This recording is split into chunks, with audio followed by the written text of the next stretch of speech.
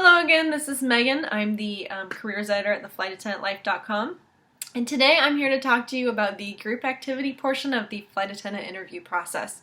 So many of you might be wondering what the heck I have to do a activity during my flight attendant interview, and I'm here to tell you that yes, you may have to do a group activity during your flight attendant interview process.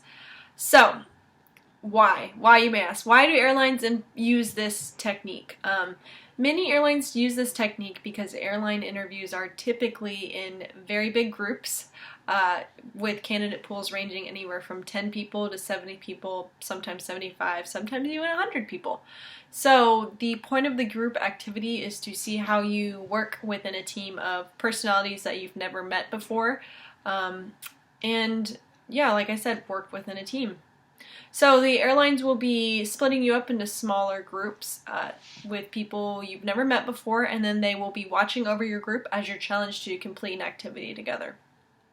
The point of the activity is not to win. The point of the activity is to work together as a team successfully.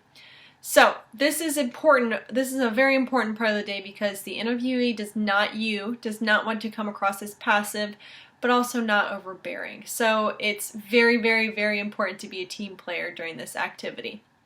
My tips to you, there's not really much I can say about this part of the day because it is just kind of a random group of people. You never know who you'll get or what activity you'll get. But my tips to you are to read the instructions extremely carefully. And a lot of people think it's extremely important to become the group leader, and I'm here to tell you that it's not. I don't discourage it whatsoever. If you can score the group leader role, that's awesome, good for you, but do not overstep your other teammates in trying to become the group leader because that will ultimately be your demise. If you can get it by subtly suggesting that you would like to take the group leader position, good for you. Go for it. So we have read the instructions, you've picked a group leader. So during the actual activity, I recommend that you do not, for any reason, interrupt anything that your teammates might be suggesting. The spectators will be paying attention to this. Don't overstep your other teammates. You can disagree with them, but please do so in a polite and courteous way, and please explain yourself why you disagree with their point of thought. So don't sit idly by, and also don't be overbearing. My last tips for this part of the day are to be extremely interactive. Listen, use your active listening skills to everything that your teammates are saying and help build on their ideas. So what would a typical group activity be like, you might be wondering. I have found one on the internet that I would like to read off. And this is not one I have come across in any of the airline interviews, so that's my disclaimer. Don't think that I'm giving you one that I've actually come across in any of my interviews, but I just wanted to give you an example so you're not completely blindsided. And this one is just a thinking activity, but some of the group activities actually employ props using cards or toothpicks, or you might be building an actual structure. But this activity goes like this. Due to the pollution in the air, the Earth's ozone layer is way too thin. Days are getting hotter and hotter, and in a couple days, the Earth is going to be too hot for humans to survive. NASA has a rocket that will send people to a new planet so that they can repopulate the human species and not become extinct. Fantastic.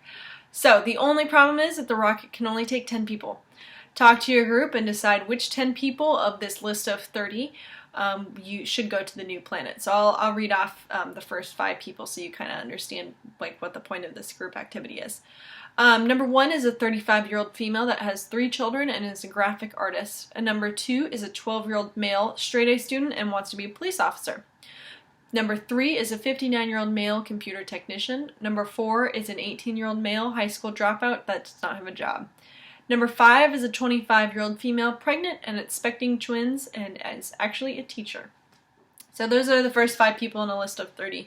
And so what you would be doing, a good scenario is you might be given 5 minutes to discuss with your team which of that list of 30 which 10 people you think should go to the new planet to repopulate the human species. And again, that's just like a verbal activity. You might get one that's actually physical where you'll be building a structure. I've built structures before in my airline interviews, but I've also had verbal ones like this. So that's what the group interview activity might be like, and I wish you the best of luck.